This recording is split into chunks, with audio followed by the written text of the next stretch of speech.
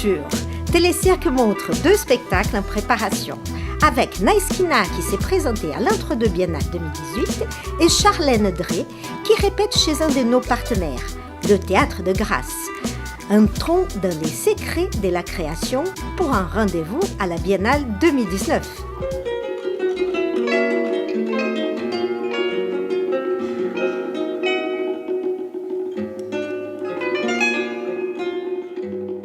Être tous les deux sur le plateau, c'est un nouveau défi.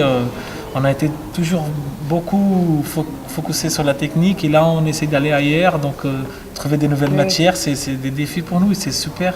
En lisant un poème, je me suis mis à pleurer, j'étais très émue et j'ai compris que s'il y a une chose qu'on sent tous les jours, c'est la saudade, parce qu'on est loin de chez nous et quand on est au Brésil, on est aussi loin de chez nous parce qu'on habite en France.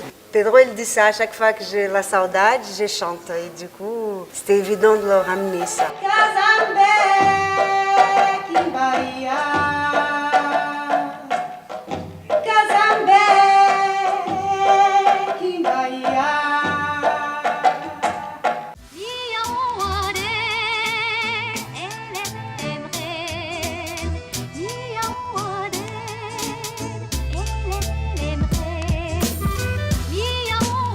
C'est le vivant, travailler en équipe. Et c'est ce qui me plaisait en fait au départ. Je n'étais pas du tout partie sur le cirque. J'étais un peu à toutes les frontières. C'était un jeu d'acteurs, de danseurs, de décors, d'objets, de sculptures. Et je ne savais pas trop où c'était en fait. Et là j'ai rencontré Philippe Goudard et il m'a dit c'est du cirque. Si on ne dresse pas le cheval, c'est plus comme un danseur classique qui répond à des stimuli qu'on lui fait par une réponse préprogrammée.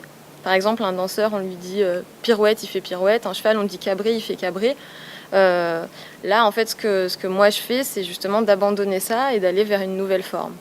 Et du coup, le partenariat, ce qui se passe, c'est que je me pose la question de qu'est-ce qui intéresse mes chevaux.